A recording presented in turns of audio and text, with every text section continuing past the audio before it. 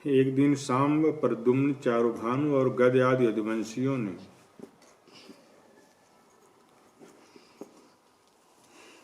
वहाँ राजकुमार घूमने के लिए उपवन में घूम रहे थे।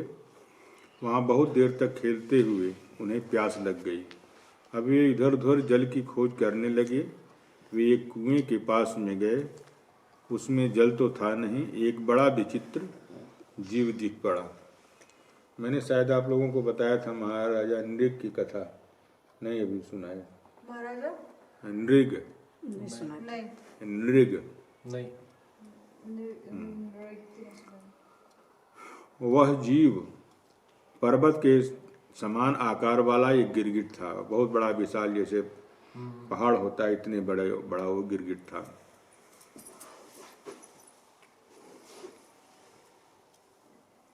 वो मैं सुबह वाल्मीकि रामायण पढ़ रहा था, उसमें मैं पढ़ रहा था, तो मुझे लगा कि मैंने आप बताया है। अच्छा, वही राजा नृग की ही कथा उसमें भी आई थी। इसमें भी है वही कथा। वही कथा इसमें भी है। उसे देख करके इन बालकों के, राजकुमारों के आश्चर्य की सीमा नहीं रही। उनका हृदय करुणा से भर गया। वे उसे बाहर निकालने का प्रयास करने लगे, उस गिरगिट को। परंतु जब वे राजकुमार उस गिरे हुए गिरगिट को चमड़े और सूत की रस्सियों से बांध करके बाहर निकाल सकें, तब कुतूहलवश उन्होंने यह आश्चर्य भगवान श्री कृष्ण के पास जाकर के बताया।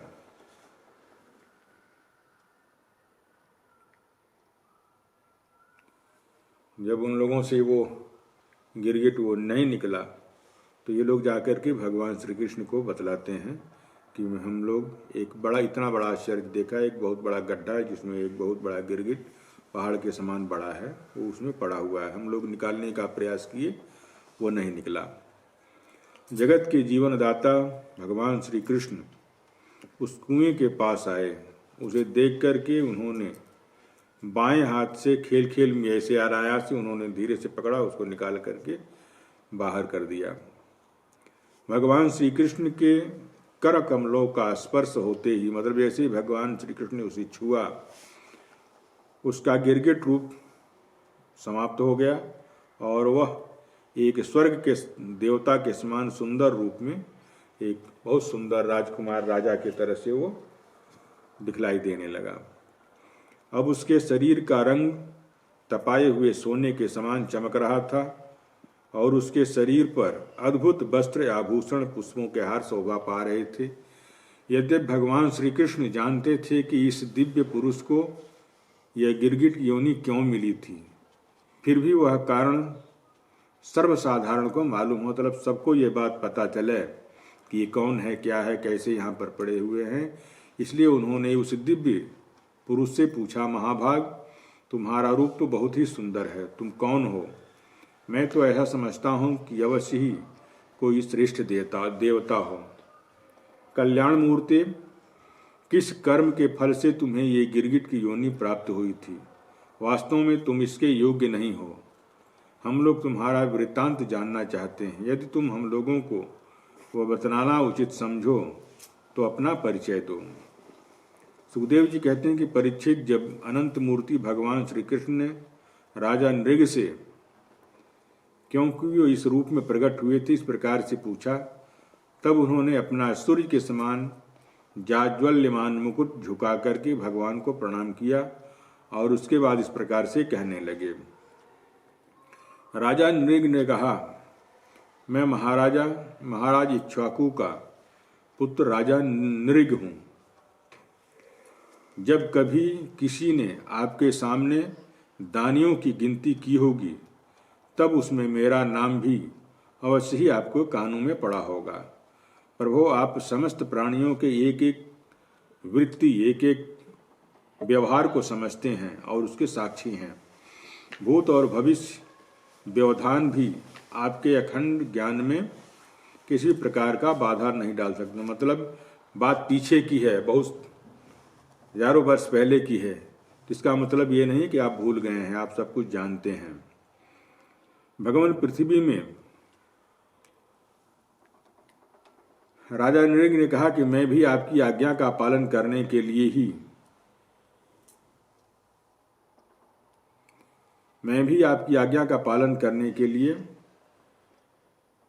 यहाँ पर वो सारी बातें बतलाता हूँ।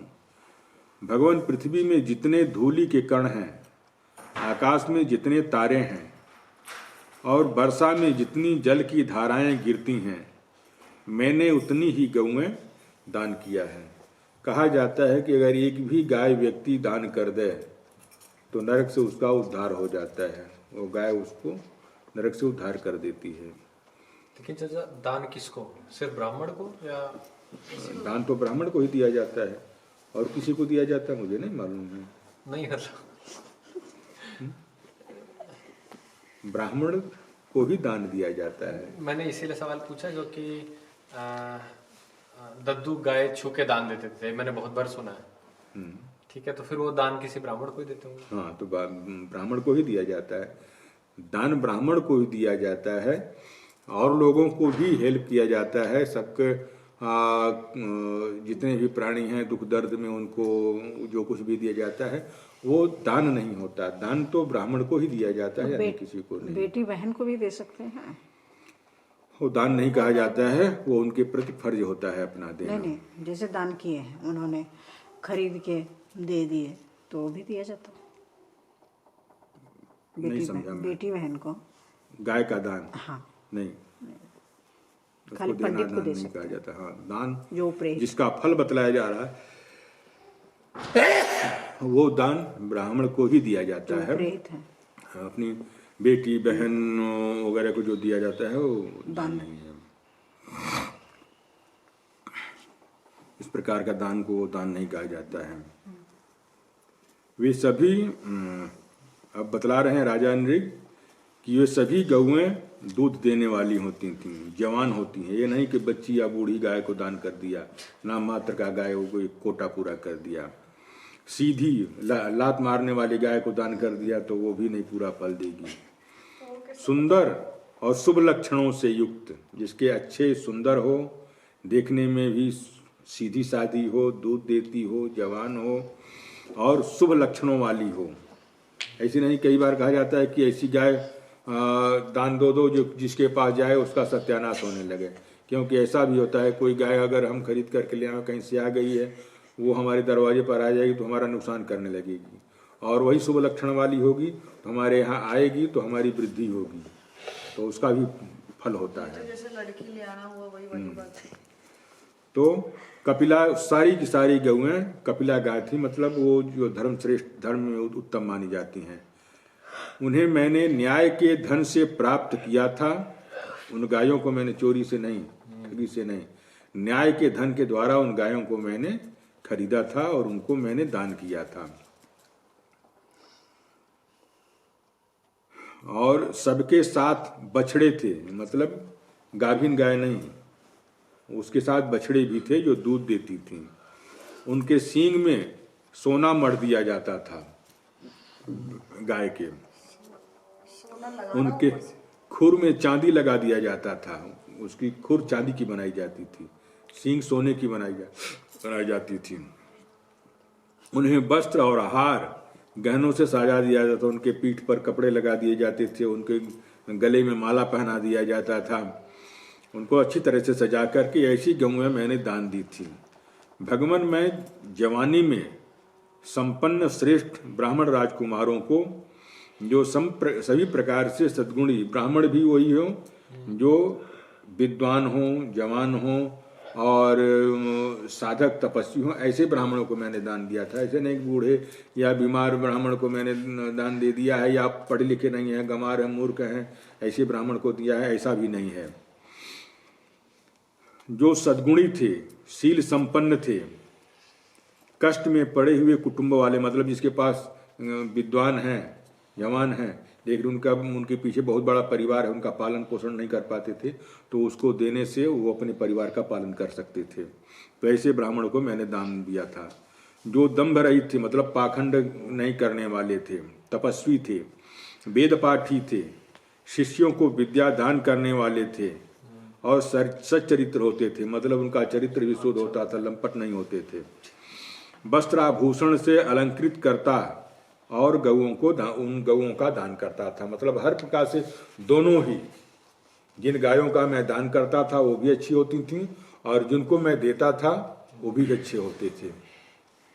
इस प्रकार से मैंने बहुत सी गौएं, पृथ्वी, सोना, घर, घोड़े, हाथी, दासियों के सहित कन्याएं, तिल के पर्वत, चांदी, सैया, वस्त्र, रत्न, घर की सामग्री, रथ, हाथी आदि दान किए हैं। अनेकों यज्ञ किए और बहुत से कुएं और बावली आदि खुनवा के, बावली कहते हैं जिसमें पानी पीने के लिए वो बनाया जाता है, और कुआं, ये सब मैंने दान किए हैं।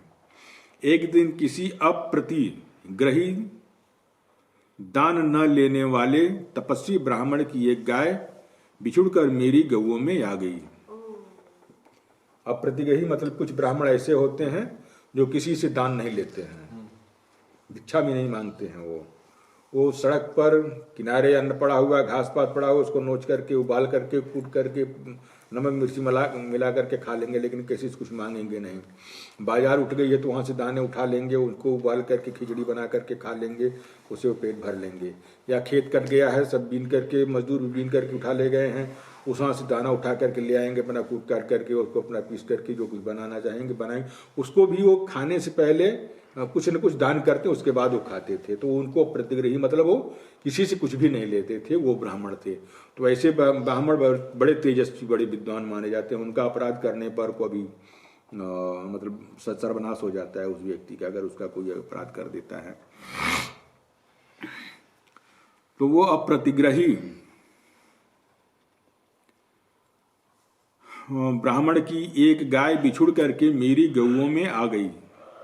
मुझे इस बात का बिल्कुल पता नहीं था कि वो ब्राह्मण किसी दूसरे की गाय है, इसलिए मैंने अनजाने में उसे किसी दूसरे ब्राह्मण को दान कर दिया। जब उस गाय को ब्राह्मण लेकर चला गया तब उस गाय के असली स्वामी ने, यह मेरी गाय है, दान ले जा ले। ब्राह्मण से कहा कि भैया ये तुम कहाँ ले जा रहे हो, ये गाय तो हमारी है।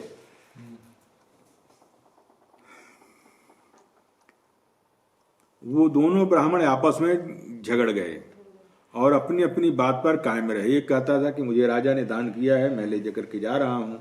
वो कहता था नहीं कि ये मेरी गाय है, तुम कैसे, राजा कैसे इसको दान कर सकता है। तो आपस में झगड़ने लगे और मेरे पास आए न्याय करने के लिए। एक ने कहा कि यह गाय अभी अभी आपने मुझे दान दिया है, और दूसरे ने कहा कि यदि ऐसी बात है तो तुमने मेरी गाय चुरा ली है। भगवान, उन दोनों ब्राह्मणों की बात सुनकर के मेरा चित्त भ्रमित हो गया। मैं धर्म संकट में पड़ गया, मैं क्या करूं।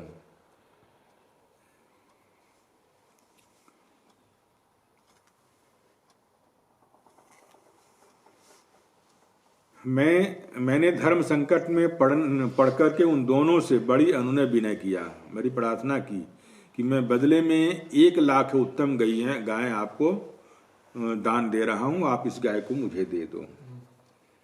दोनों ब्राह्मणों से कहा, जो जिसको दान किया था उसको भाई बोले कि भाई ठीक है, तुम ये हमें वापस कर दो, इसके बदले में 1 लाख गाय ले लो। वो नहीं कहा कि नहीं हमें नहीं चाहिए, हमें यही गाय चाहिए। और जिसकी गाय गायब हुई थी वो कहता था मैं किसी से दान नहीं लेता हूँ, तुम्हारी हमें 1 लाख नहीं चाहिए, हमारी ही गाय चाहिए। अब वो बेचारा राजा फंस गया। मैं आप लोगों का सेवक हूँ, राजा कहने लगा। मुझसे अनजाने में यह अपराध बन गया है, मुझ पर आप लोग कृपा कीजिए और मुझे इस घोर कष्ट तथा घोर नरक में गिरने से बचा लीजिए। मैं आप लोगों से प्रार्थना, राजा लोगों से प्रार्थना करने लगा। दोनों ब्राह्मणों ने कहा, राजन इसके बदले में मैं कुछ नहीं लूंगा। ऐसा कह करके गाय का स्वामी चला गया, जिसकी गाय थी वो छोड़ करके चला गया। तुम इसके बदले में 1 लाख ही नहीं 10,000 गौएं दो तो भी मैं लेने का नहीं।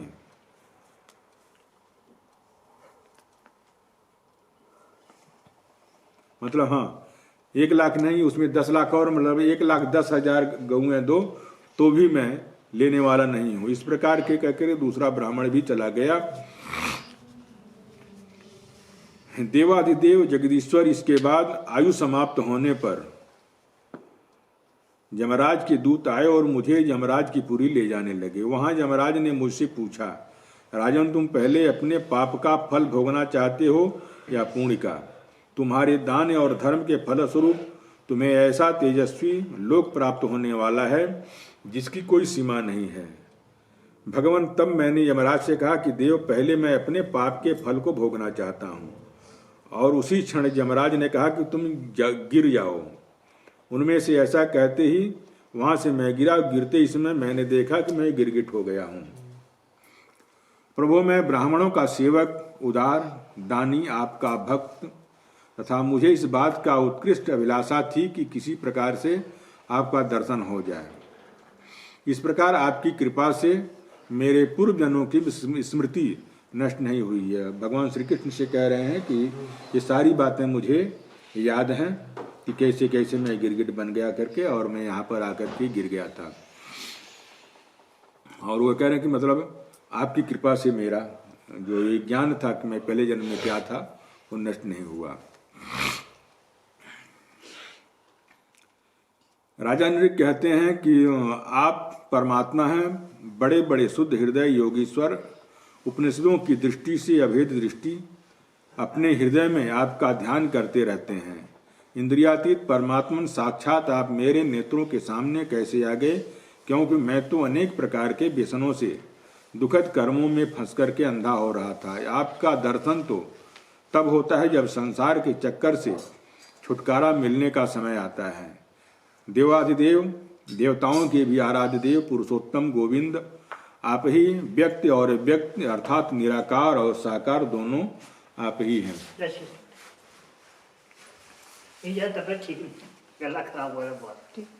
तथा जीवों के स्वामी हैं, अविनाशी अच्युत, आपकी कीर्ति पवित्र है। अंतर्यामी नारायण, आप समस्त वृत्तियों और इंद्रियों के स्वामी हैं। प्रभो भगवान श्री कृष्ण, मैं आप और अब देवताओं के लोक में जा रहा हूँ, आप मुझे आज्ञा दीजिए। आप ऐसी कृपा कीजिए कि मैं चाहे कहीं भी क्यों न रहूं, कहीं भी रहूं, मेरा चित्त सदा आपके चरण कमलों में ही लगा रहे। आप समस्त कार्यों के कारणों के रूप में विद्यमान हैं, आपकी शक्ति अनंत है, आप स्वयं पर ब्रह्म हैं। आपको मैं नमस्कार करता हूँ। सच्चिदानंद स्वरूप सर्व अंतर्यामी वासुदेव भगवान श्री कृष्ण, आप समस्त योगों के स्वामी योगेश्वर हैं। मैं आपको बारंबार नमस्कार करता हूँ। राजा नृग ने इस प्रकार से कह करके भगवान की परिक्रमा किया और अपने मुकुट से उनके चरणों को स्पर्श किया। फिर उनसे आज्ञा लेकर के सबके देखते देखते वे अपने विमान पर बैठ करके स्वर्ग को चले गए। राजा नृग के चले जाने पर ब्राह्मणों के परम प्रेमी, धर्म के आधार भगवान श्री कृष्ण ने क्षत्रियों की शिक्षा देने के लिए वहां उपस्थित अपने कुटुंब के लोगों को, अपने जितने भी बच्चे थे उनके परिवार के लोग, जो लोग उनसे कहा कि जो लोग अग्नि के समान तेजस्वी हैं वे भी ब्राह्मणों का थोड़ा से थोड़ा धन हड़प कर पचा नहीं सकते हैं।